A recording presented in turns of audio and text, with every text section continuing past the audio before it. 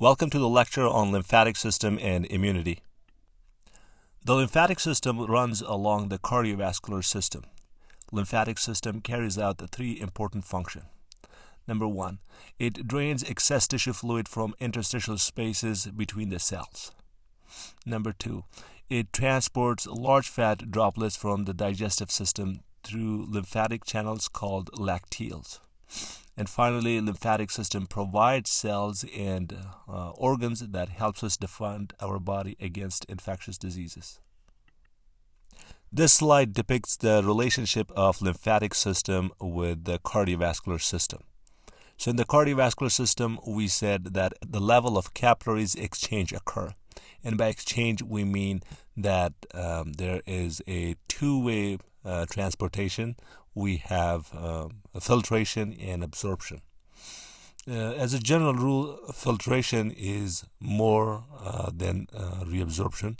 So as a result, there is an accumulation of fluid in the interstitial space. So we need a second system that could drain that excess fluid between the cells. And that's the function of the lymphatic system. So lymphatic system starts at the level of capillaries, at the level of cells, basically, drain the excess fluid, and then bring back this fluid to the cardiovascular system. It is worth mentioning that the lymphatic system is a one-way system compared to the cardiovascular system, which is a circulation. It starts at the level of tissue and ends eventually in the veins of the cardiovascular system. So blood is filtered at the level of capillaries, and that fluid, which is now outside of the blood vessel, is called interstitial fluid. The difference between plasma or blood and interstitial fluid is that interstitial fluid has no blood cells. It has less protein as well. In the lymphatic capillaries drains the excess fluid between the space, which is the interstitial fluid. However, once the fluid is inside the lymphatic capillaries or lymphatic vessels, the fluid is called lymph. So similar to blood vessels, the lymphatic vessel is also made of large lymphatic vessel and then small microscopic structures, which are basically lymphatic capillaries. Lymphatic capillaries are similar to blood vessel capillaries. They are made of simple squamous epithelial cells, and the large lymphatic vessels are also similar to the blood vessels, such as artery and vein. However, if you would like to make a comparison, lymphatic vessel is somewhat similar to veins because they also have thinner walls and they have valves in their structure as well. So the lymphatic system starts at the level of tissues. Lymphatic system drains excess fluid through lymphatic capillaries, and they become larger, make up lymphatic vessels. Lymphatic vessels pass through lymph node where filtration of lymph occur, and eventually lymphatic vessels create even larger structure called lymphatic trunk and collecting duct. Collecting duct eventually drains in the cardiovascular system at the level of subclavian vein. So although there are so many lymphatic vessels, but at this level we only need to know two major lymphatic ducts. So let's divide the entire body into two parts, the upper right half and the rest of the body. The upper right half, which includes the right side of the head, face, neck, right side of the chest, and the right upper extremity. This part, the upper right side of the body, is drained by a right lymphatic duct, while the rest of the body is drained by thoracic duct. So the lymphatic vessels transport lymph. There are a few mechanisms which help lymph to flow inside the lymphatic vessels. To start with, we have hydrostatic pressure of tissue fluid at the level of tissue, which is a main driving force to push fluid inside the lymphatic vessel, which is now called lymph. Other mechanisms include contraction of skeletal muscle, inhalation, and also the valve in the lymphatic vessel prevent the backflow. So all of these mechanisms help to transport lymph or help the lymph to flow inside the lymphatic vessel. If there's a disruption in one or all of these mechanisms, this will lead to accumulation of fluid at the level of tissue, and that is called edema. Another very important function of lymphatic system is to help our body and defend against infection. And the lymphatic system is able to do that by having cells such as lymphocytes, macrophage, but also lymphatic organs such as a lymph node, thymus, and spleen. One of the lymphatic organ is the lymph node, and lymph nodes are located in groups or in clusters along the lymphatic vessels. A lymph node has a bean-shaped structure. Lymphatic vessels carry lymph and enter the lymph node where the lymph is filtered, because in lymph node you have lymphocytes, macrophage, which eliminate any infectious agent, and then the lymph leaves the lymphatic nodes and move forward till they drain into the cardiovascular system. This slide shows location of lymphatic nodes. So as I said earlier, lymphatic nodes or lymph nodes are found in clusters in different parts of the body. For example, you have them in the groin area, and they are called inguinal lymph nodes. You have them in the armpit area, they're called axillary lymph node, and so on and so forth. So as a recap, the main function of lymphatic node is to filter lymph from bacteria or anything that may cause disease. It also performs immune surveillance. It monitors the body fluid level, and also it has cells which filters or which participate in filtration of lymph. These cells are lymphocytes and macrophage. The next lymphatic organ is the spleen. Spleen is located in the left upper quadrant of the abdominopelvic region, and if you look at under microscope, it's made of white pulp which has lymphocytes, and red pulp where you find both white blood cells and red blood cells. The function of spleen is to filter blood and remove anything that may cause infectious agent. I would like to make a contrast here between lymph node and spleen. So lymph node filters fluid coming from the tissue in the basically the lymph, while spleen filters in the blood. The next lymphatic organ is thymus, and thymus is a very important organ when it comes to fighting off infection and immunity. This organ is located in thoracic cavity, posterior to sternum and anterior to aorta and large airways. Thymus is a relatively large organ in children, but as they grow, this gland or regress, or this organ regress, and it becomes smaller. The function of thymus is to release a hormone called thymosin, which transform lymphocytes into T cells. So basically causes maturation of lymphocytes into T cells, and then T cells will leave the thymus and enter the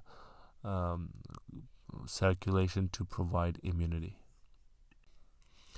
So before I discuss immunity, let's talk about a kind of a larger spectrum of our body's ability to fight off infection. First of all, let me define what is pathogen. So we can split pathogen into two parts. Patho means disease, and gen is basically generator. So any agent that can cause a disease is called pathogen. It can be a virus, it can be fungus, bacteria, what have you. And there are at least two mechanisms that our body helps us to fight off a pathogen. One is called innate or non-specific defense, and the other one is called adaptive or specific defense. So innate defense is a type of defense that we are born with. This type of defense is also called non-specific because the defensive action of this mechanism is the same in response to any type of infectious agent. Doesn't matter if it's bacteria, virus, or fungus. The components of innate defense are mechanical barriers such as skin, mucous membrane. There are also chemical barriers such as tear, saliva, stomach acid. Some cells are also included in the innate defense system, such as natural killer cells, which is a type of lymphocytes, and phagocytes. Additionally, fever and inflammation is also part of the innate defense. Then we have adaptive defense, also called immunity.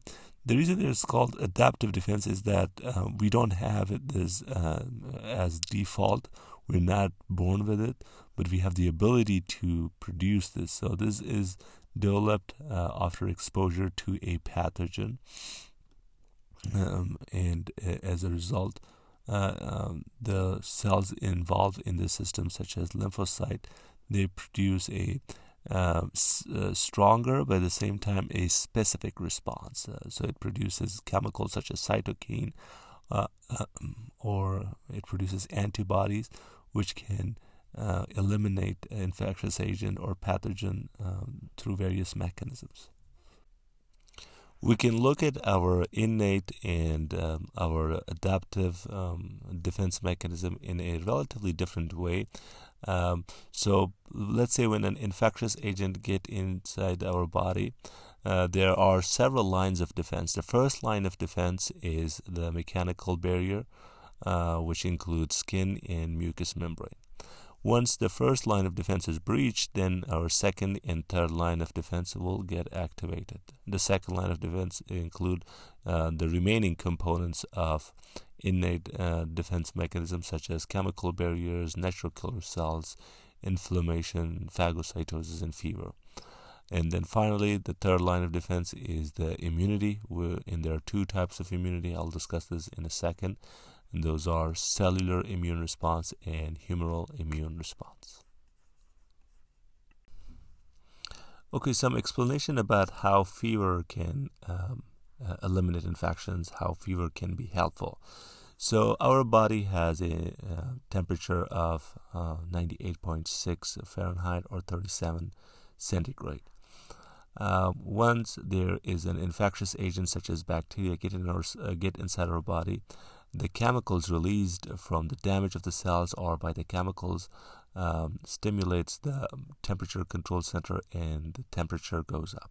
That high temperature can eliminate bacteria at least by two mechanisms. One is that a higher temperature is some sort of a hostile, it's a hostile environment for bacteria, and they cannot survive in that high temperature.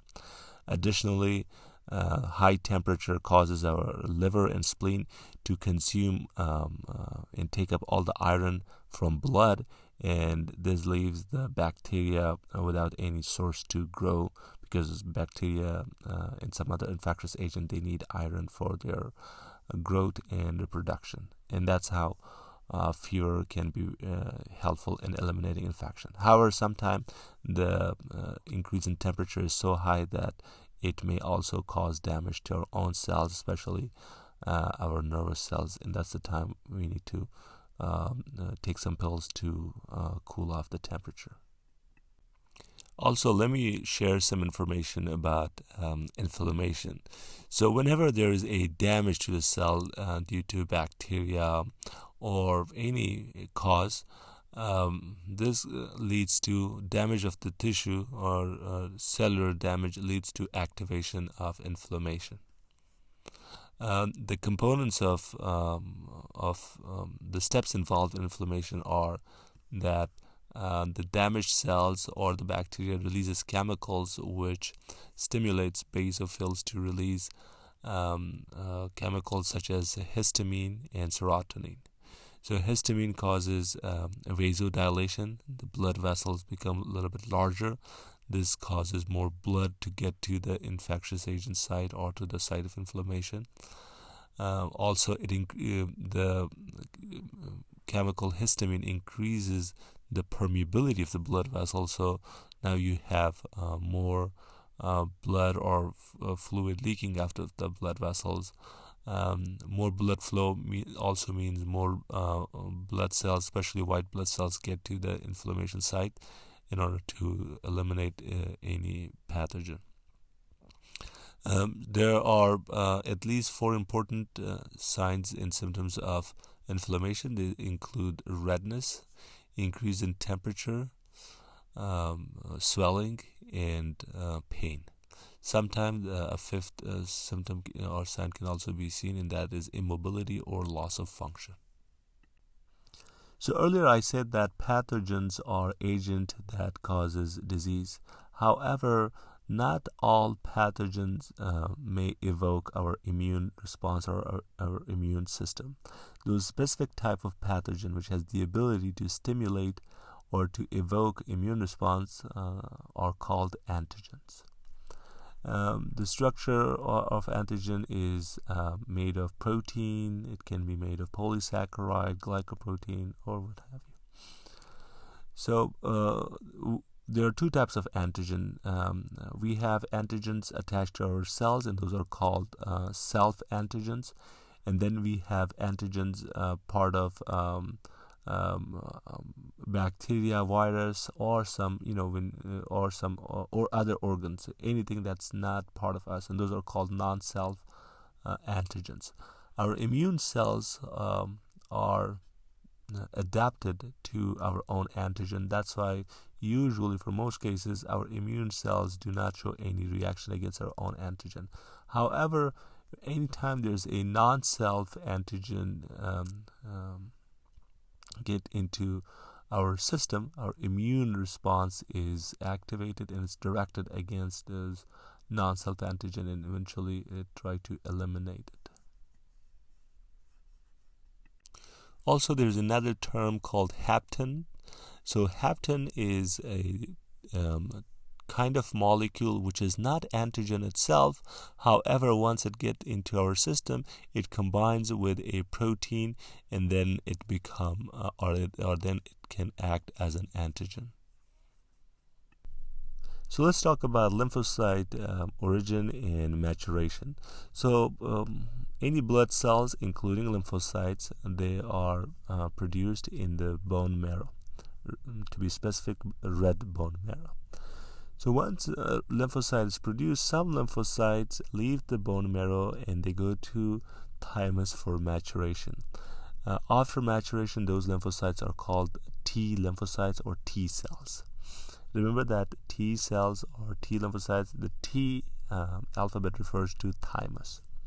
However, some lymphocytes remain in the bone marrow and they receive their maturation, or they go through their maturation phase in the bone marrow. And they are called B lymphocytes or B cells. B stands for bone. And then once the maturation process is completed, then both T lymphocytes and B lymphocytes, they enter the circulation in order to fight off infection and also maintain the surveillance program. So there are 2 types of immunity in our body. One is called cell-mediated immunity, which is provided by T cells, and the other one is called antibody-mediated immunity, which is provided by B cells or B lymphocytes. The difference between cell-mediated immunity and antibody-mediated immunity is that in cell-mediated immunity, the cells itself are coming in contact with the infectious agent, with the antigen, and try to eliminate it in a direct face-to-face encounter. However, in B cell, in antibody-mediated immunity, the cells are not encountering antigen, but rather the B cells produce antibodies, and then antibodies eliminate the antigens. So there are several types of T cells. The type of T cell which provides cellular immunity is the cytotoxic T cells. Cytotoxic T cells release chemicals such as perforin, which can damage and eliminate antigen. But there are also cells. There are also other T cells, such as helper T cells, which act as a mediator between cell-mediated immunity and antibody-mediated immunity. We also have memory T cells. So once the T cell eliminate the antigen, the memory cells remain in the system, and they have a kind of an understanding of the same antigen that they just eliminated. So in the future, if our body is exposed to the same antigen, the memory cells will kick in, and they divide rapidly, and they would generate a robust response which can eliminate the infectious agent more rapidly and more powerfully. So the activation of T cells or T lymphocyte is slightly different. T cells do not get activated when they encounter antigen. Antigen needs to be first processed by another cells and then presented to T cells, and that's how a T cell gets activated. Cells that process antigen and then present it to T cells are called antigen presenting cells, and a good example of antigen presenting cell is macrophage. So in summary, T cell recognize antigen only when it's bound to a cell membrane receptor called MHC, or major histocompatibility complex proteins, and these proteins are only found on the surface of APC or antigen presenting cells. So in this slide you can see activation of T cells and B cells, but let's pay attention to T cell in particular. So first of all, here we have an antigen, and as I said earlier, the antigen will not come in direct contact with T cell first. We need another cell that could process it and then present it to T cells. So here the antigen is phagocytosed or engulfed by this macrophage cell, which is a antigen presenting cells, and then the macrophage will present particles of this antigen on an MHC proteins, and then now the T cell can identify or can connect to, or can stimulate, or can get activated, you could say, by this antigen. So the cells that can, the T cell which provides cell-mediated immunity is cytotoxic T cells. Cytotoxic T cells release chemicals which can eliminate bacteria. Then we have helper T cell, which act as a mediator both between cell-mediated and antibody-mediated immunity. A helper T cell actually enhance the ability of cytotoxic T cells to fight the antigen even more robustly. But at the same time, helper T cells release chemicals which can stimulate B lymphocytes to produce antibodies. This slide shows activation of B cells. So activation of B cells is way simpler than T cells, and this happens in the sense that the B cells come in direct contact with the antigen and gets activated. So once B cell is activated, it transforms to an antibody producing cell, also called plasma cells, and then plasma cells will produce antibodies which will then go ahead and eliminate the antigen. Also remember that once the infectious agent is eliminated or the antigen is eliminated, a memory cell will remain in the system. So the B cells produce antibodies, and there are 5 types of antibodies, but I want you to focus on the 4 antibodies here. So the very first antibody that's produced by B cell is the IgM. Ig stands for immunoglobulin. So IgM is produced in the acute phase, and they react with antigen and try to eliminate the antigen via various mechanisms, which I'm going to discuss in a second. The second antigen produced by B cell is IgG, or immunoglobulin G. IgA is found in our body secretions such as breast milk, saliva, tear, and nasal fluid, and they fight off infections in the mucous membrane particularly. Then we have IgE, which is found on the surface of a specific type of white blood cells such as basophils and mast cells. And this is the type of antibody which is associated with allergic reaction. So antibodies eliminate antigen through various mechanisms, but the three important mechanisms are that antibody attack the antigen directly and causes neutralization of the antibody, and of the antigen. As a result, antigen is not able to, or that molecule is not able to stimulate the immune system further. Another mechanism for antibody to eliminate antigen is by activation of complement system. So complement system is a group of inactive protein in the blood. So they flow in the blood and being inactive. Once they are activated by antibody, they promote inflammation. They causes neutralization of the antigen, and they may even tear down and break down the antigen containing cells. And the last method for antibody to remove antigen is to promote inflammation.